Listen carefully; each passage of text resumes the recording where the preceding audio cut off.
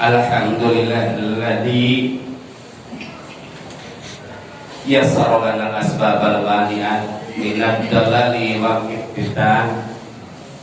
Asyhadu an la ilaha illallah wahdahu la syarika lah wa asyhadu anna Muhammadan abduhu wa rasuluhu alladzi la nabiyya ba'dah.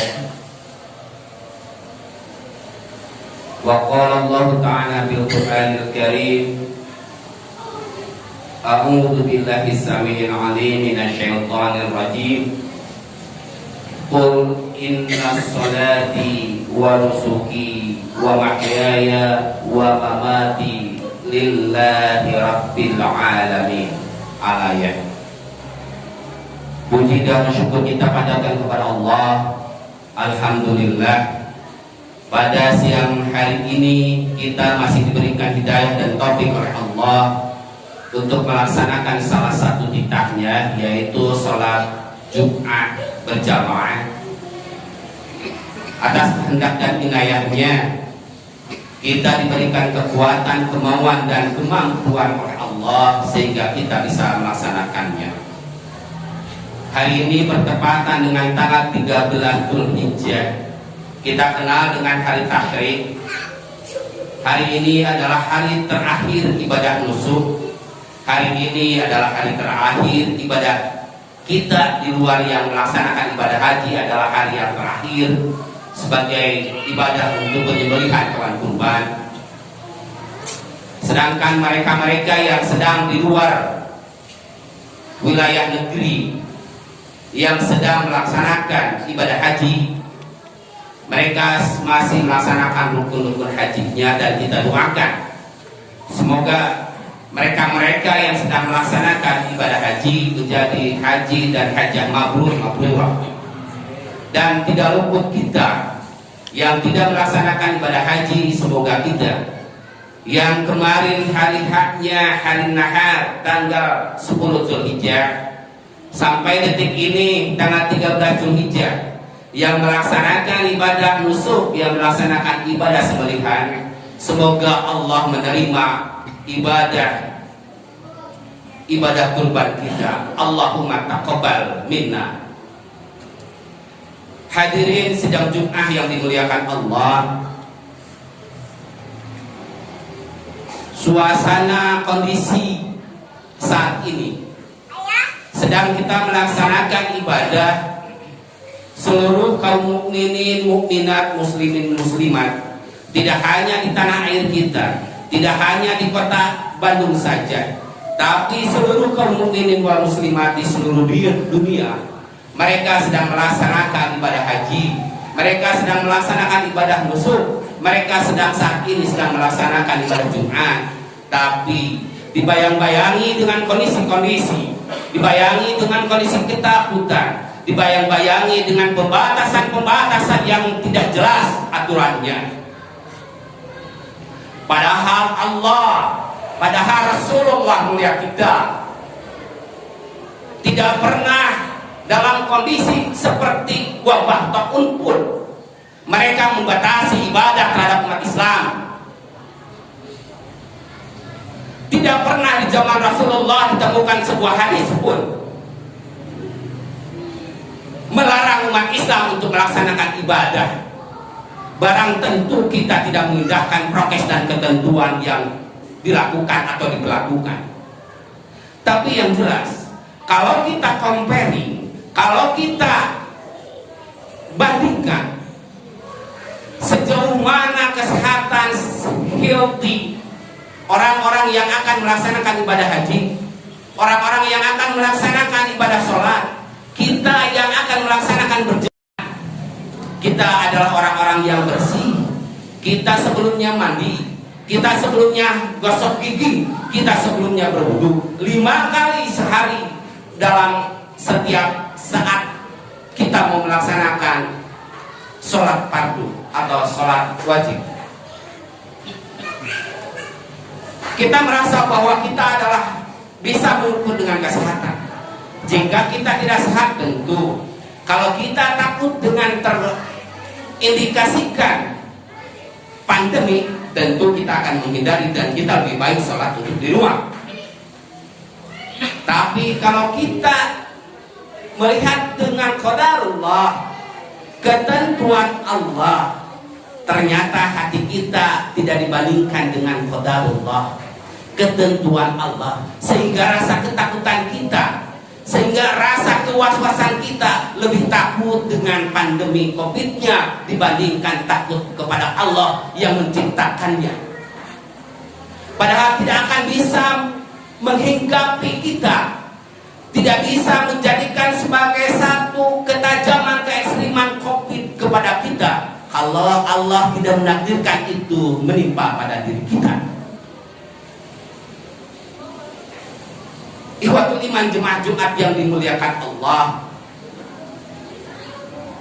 kalau kita melihat kondisi fenomena yang terjadi saat ini adalah 3 atau 5 tahun ke belakang yang berputar saat ini, sampai saat ini kita kenal kalau dalam istilah holistic medicine, ilmu kedokteran Islam, ini adalah masanya perputaran 3 sampai 5 tahun yang ke belakang terjadi pada saat ini. Orang tua kita bilang ini adalah musimnya subur tanah.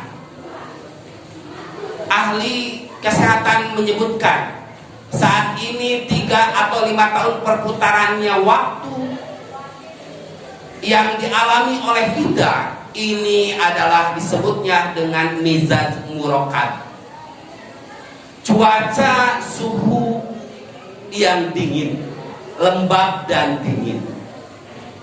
Orang tua kita bilang ini adalah kalau hewan disebut dengan kecekak,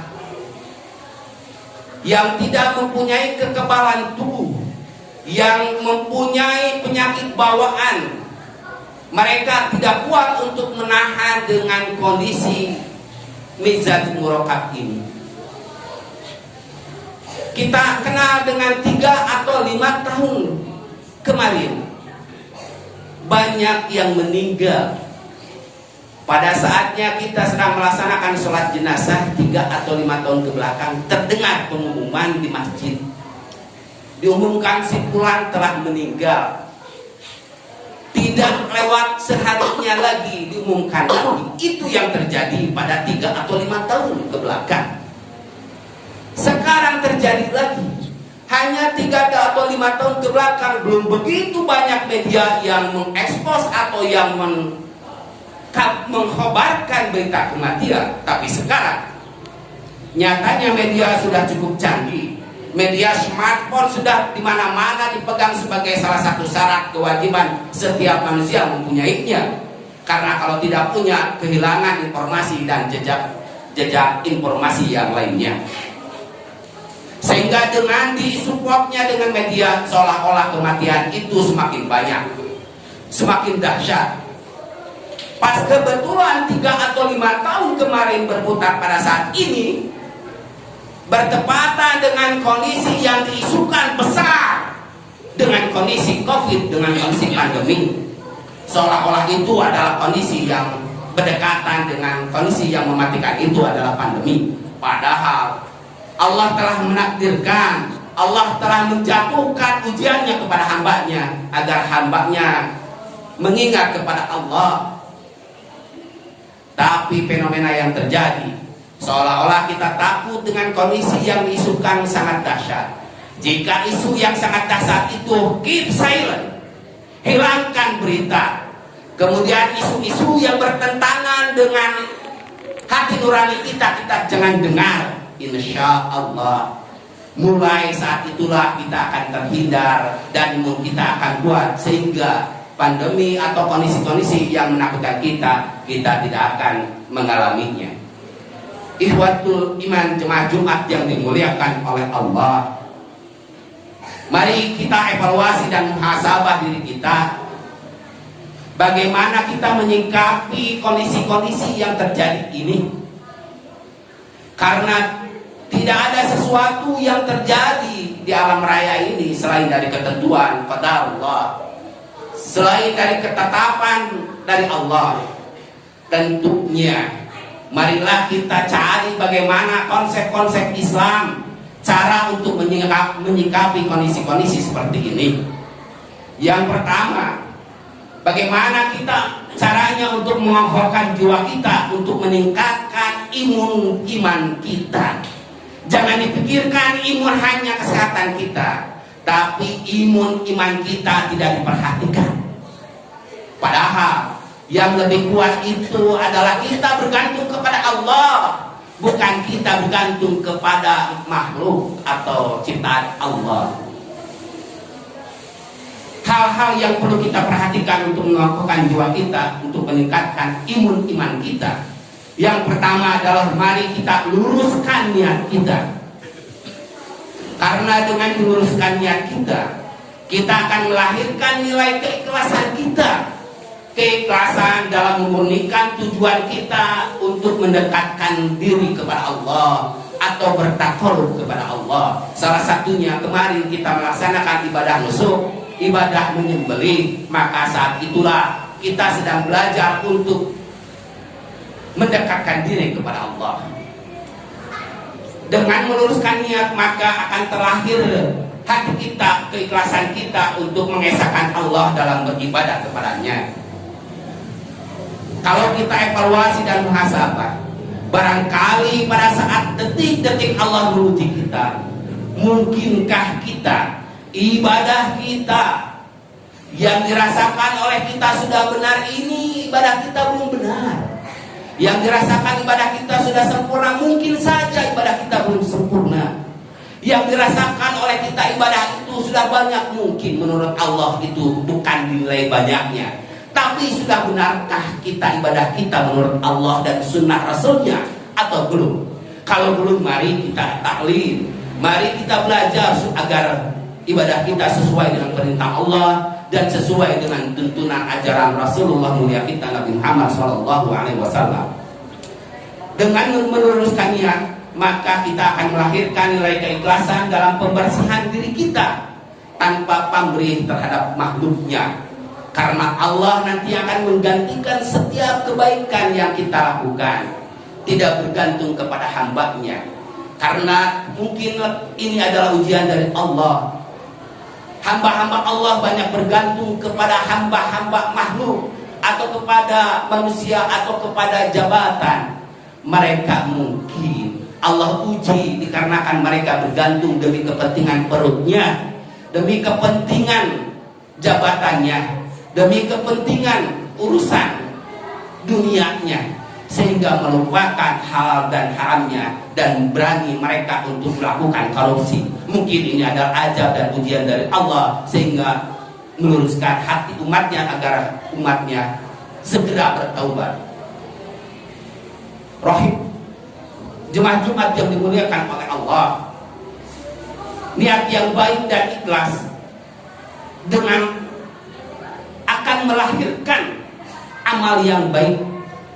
Karena nilai keikhlasan dan niat baik yang tulus, maka amal yang baik kita akan kita laksanakan. Tapi amal baik kita tidak hanya niat ikhlas kita, tetap protokolnya adalah mengikuti ketentuan Rasulullah mulia kita. Niat yang baik juga akan mendorong dengan motivasi atau support hati kita. Karena niat kita sudah baik, niat kita bukan menjustifikasi negatif thinking, tapi menjustifikasi positif thinking terhadap yang lain, sehingga hati kita tenang dan imun kita merasa akan kuat.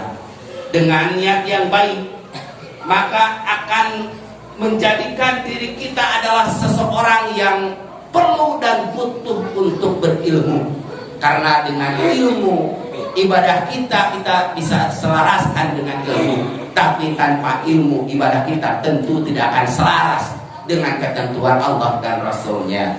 Barakallahu li wa lakum.